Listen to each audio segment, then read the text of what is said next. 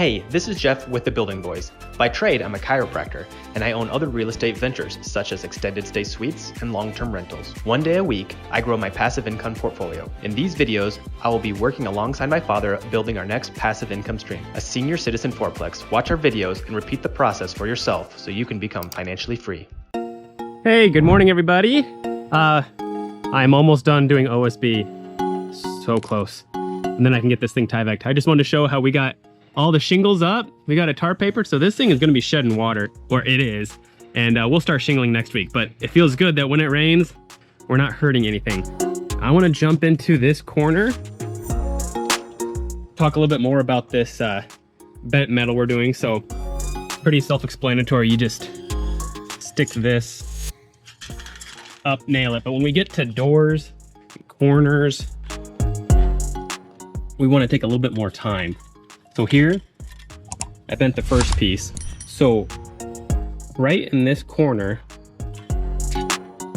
what we do, I'm gonna see if I can do this while holding the camera. We just want to cut a little tiny triangle right in this corner. That allows for this to bend. Okay. Put this camera between my knees. Then we take our rapid square, another use for it. Use it as a flat edge. Go right along that line I marked. And we bend, okay? So, holding this camera kind of awkwardly. So this piece slides right here. See how I got this all bent so that it covers up this edge. This piece goes all the way back to the concrete, so there's no piece of OSB that is getting water, snow. This piece, once again, just kind of like a double check overlap right there, and then we bend over the inside corner. And then it also kind of protects right along this edge. And then obviously we will caulk this, but snow that gets blown in here and sits, it doesn't become a problem later on. So I just wanted to really break down how we do a corner with this. Okay, it's a short day today. I have to take my kids to Apple Orchard. So all I did was finish getting the OSB on. I finished putting that white piece of steel around the bottom, so the bottom of the OSB never starts to absorb water. And I cut out the windows. I forgot to actually record that, but I just use a Sawzall from the inside. So then you just trace along the 2x6. You don't have to try and figure out where is that window from the outside. Just go in from the inside, use a 10-inch blade and just roto-zip that thing. It takes about 30 minutes. So it's really starting to come together. First thing next week, I'm gonna get this thing Tyvek'd. I was hoping to get to that, but I ran out of time. So stay tuned, you guys. Hey everybody, I just wanted to come in with the camera right before work. I wanted to talk about some stuff before I forgot about them. I took scraps of 2x12 and everything. We started mounting them where I believe there's a good chance of hanging a TV, so we don't have to try and find a stud, you know, and then use drywall anchors. They never work very well. So I put these up. On the other duplex, I wrote down the actual measurements and I took a picture of it. So here's the other one. I just marked, 67 inches from the ground up is center. Took a picture of it. Also let the electrician know I want an outlet right here. So I took a picture of that. It's the same as the other one. So if you're wondering, well, how do you know where that backer is? Once again, same thing right here. I'm just trying to figure out where's the likelihood of they might be putting a TV. Also, here's a bedroom. I just did the same thing on the opposite side, okay? More importantly is the bathroom. We finally got the shower just put in here. And so here's gonna be the toilet, okay? So with this being handicap accessible, I put a bunch of backers right here for grab bar. And then I also dropped it down a little bit lower. That's for toilet paper holder.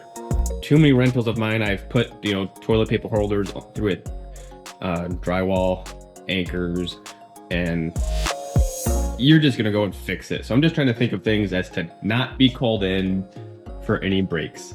Also, okay, the shower is gonna run right here. the back up against here. And so I put backers so that we can put a grab bar through right here, okay? Or an angle, you know? And also took pictures of these measurements, you know, center is 43, center is 32. So I put it at an angle. So I'm glad I saw this shower. Also, we put backer where I believe the mirror is gonna be in the vanity, for the vanity. Nothing worse than trying to have a medicine cabinet mirror that has a weight, you know, from opening just held in with, you know, hit one stud or something. Because if that, you know, the center is right here, if that mirror has a bar, then we are only hitting one 2x4, gets kind of tippy. And once again, you're putting a lot of faith in drywall anchors. So we just kind of figured, you know, okay, 42 center, 70 center, and that should work. As you can see, we're starting to get the plumbing ran. And as we've talked about before, this is our 2x6 wall. It is a non-load bearing wall. So don't have any commenters on saying, oh, this is no longer load bearing because you're just drilling the crap out of it. There is zero structure to this wall. We just wanted a 2x6 wall so that we had room for these larger pipes, okay? And then we can run vent pipe all the way up. We did learn a 2-inch conduit is just a little snug for 3/4 inch. Okay, I fixed how I did have one here and kind of one down, but then after looking at my shower, which is just a 4-foot shower, just based off these ridges, I wasn't going to be able to run a grab bar, so I'm gonna have to just use a 1-footer from here to here, and we might put one right here as well, so that if they do put a little seat in here, they can grab right here. But that's after we build this wall right here. After we get the shower set, then we can build another wall and put another grab bar. Hey everybody, it is Friday afternoon actually. I had a couple hours after the clinic. I really wanted to get this house Tyvek. We got some rain coming. I won't get it all done today, but I'm gonna have 80% of it. And the plywood that's not covered yet hasn't been rained on yet, so we're okay. So I got most of it done, but I was just going to show you guys putting Tyvek on. It's a pretty simple concept. As you can see, the little flags moving. It's nice and windy, which is usually how it works when you're cutting Tyvek. When you're by yourself, usually you have to just cut a piece off the roll like I did over there. And since these walls are 8 foot, the lumberyard just had 9 foot. I don't even know if they make 8 foot Tyvek, to be honest. And so after we get it hung, I'll you know, staple it down, and then I'll just cut along the bottom. And so yeah, let's give it a shot.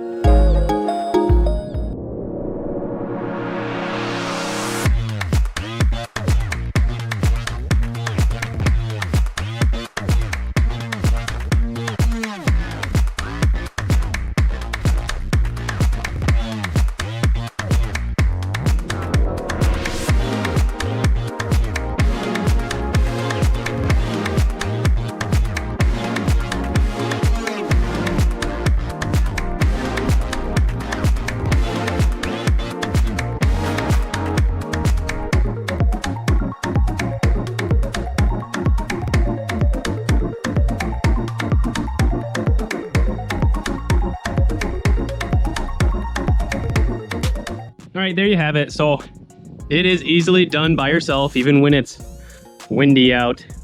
It's not as optimal, but do what you got to do.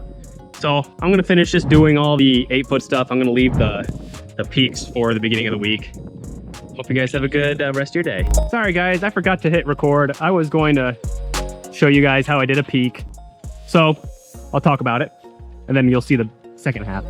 I measure from the peak down to where we come to this sidewall. That was 190 inches. So I roll out the Tyvek to 190 inches, and I just take corner and just tack down the top, just like I was doing the sidewalls, drop it down, nail it, then I just cut, tape.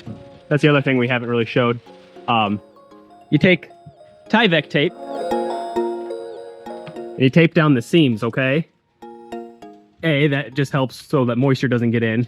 And also, until we get this thing sided, we don't want to get a gust of air up in one of those seams. If there's enough wind, it'll just tear that right off, and we just don't want that after you just spent, you know, 6 hours putting this up.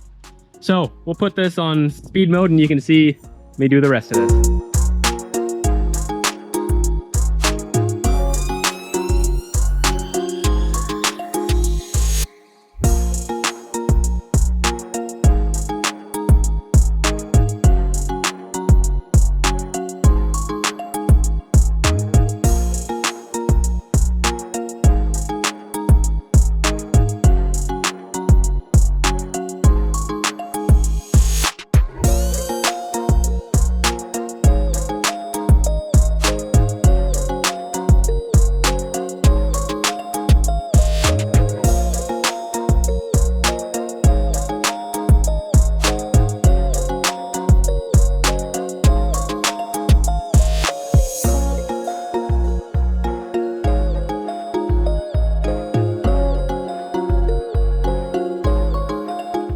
Okay guys, so there is a peak. So you're probably wondering, why did you not put the writing on the outside on the left? Well, because you start with a rectangle, and if you start with the Tyvek out, to get the mirror image of this, it's got to be on the opposite.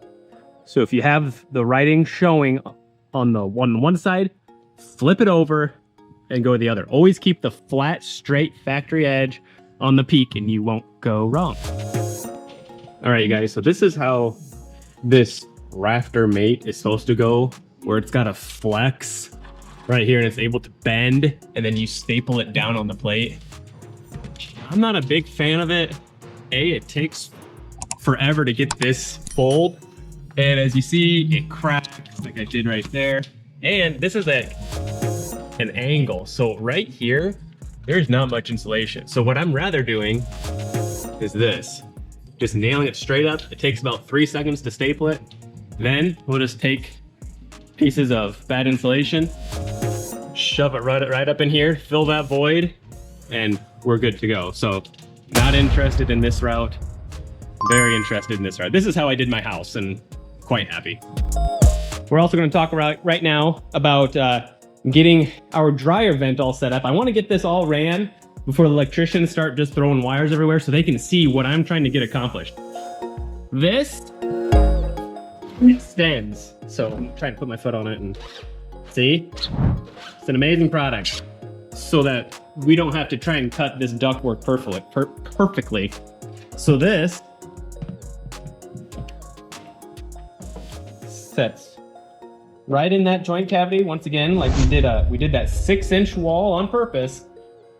This is gonna sit in there. We just set the height as we need it.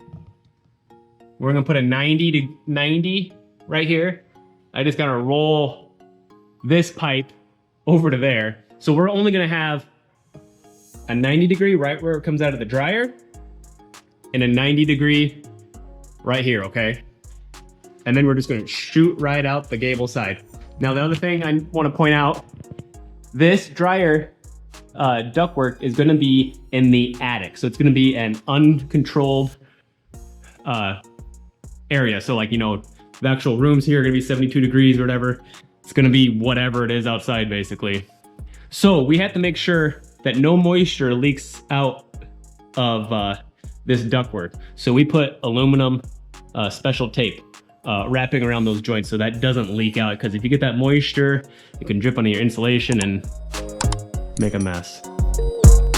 Okay guys, I just got the antenna cable ran. Yes, I said antenna.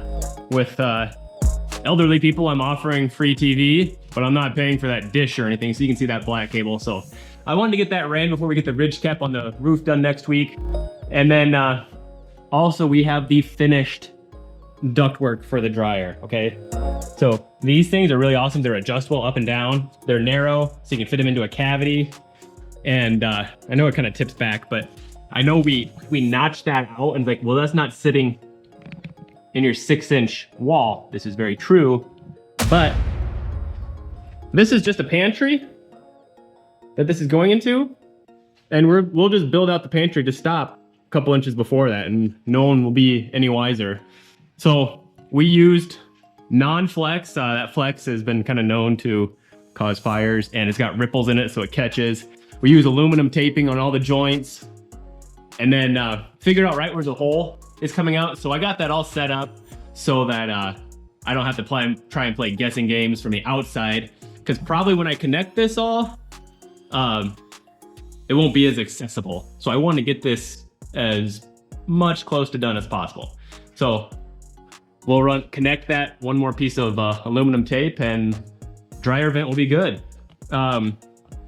Within the code of how many 90 degrees, we fall in line with the code. It's under 30 feet and just 190. Well, I guess 2 90s if you're counting there, but we're still within code. Okay, you guys, to get you a point of reference, we are walking into the bathroom. Before we get this walk-in shower set,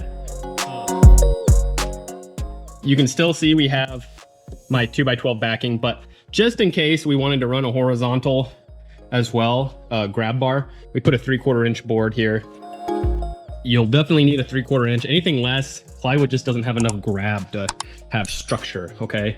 So obviously insulate this before you get the tub in. And then because it's a high moisture room, we definitely want to put plastic on the exterior wall, okay? Just as another double check that we don't have moisture issues getting into that wall, freezing, mold, all that jazz. Now you're probably wondering, how can this board that's just nailed on, sticking out 3/4 inch, be okay? Well, it's because we have a lip on the tub, okay? So this shower is actually gonna stick out away from the wall, actually about an inch. So we still have a 1/4 inch of play. So when this tub gets pushed all the way back, this is not gonna set it off because we still have this nail fin that's gonna stop it. Okay, you guys, so I kind of talked about how we put that aluminum on the bottom edge, but still right where that aluminum touches the concrete, we have just a little, void potentially, so that water, when it rains, it'll splash up and get into that void, and also insects. So very simple. Use a all-weather siding caulk, or like through the roof, something that is designed to be outside, and we're just gonna run a bead.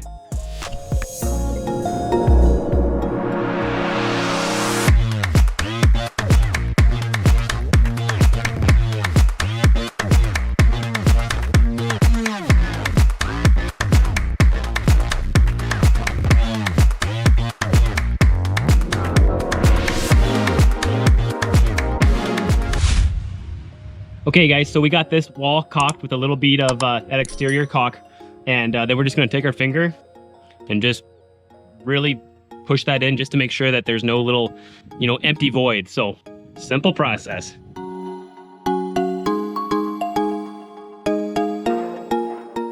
Okay everybody, that's a wrap for this week. So that video, it's kind of like a hodgepodge of a lot of random things. This last week was just a lot of little jobs we all wanted to get kind of started on or finished, because like I said, I was going to record the whole thing. I wasn't going to just record certain aspects.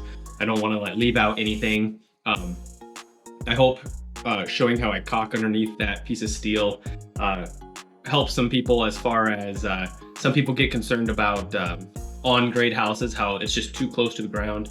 And we're gonna have a whole place completely either surrounded with driveway, patio, or white rock. So there's not gonna be dirt right there.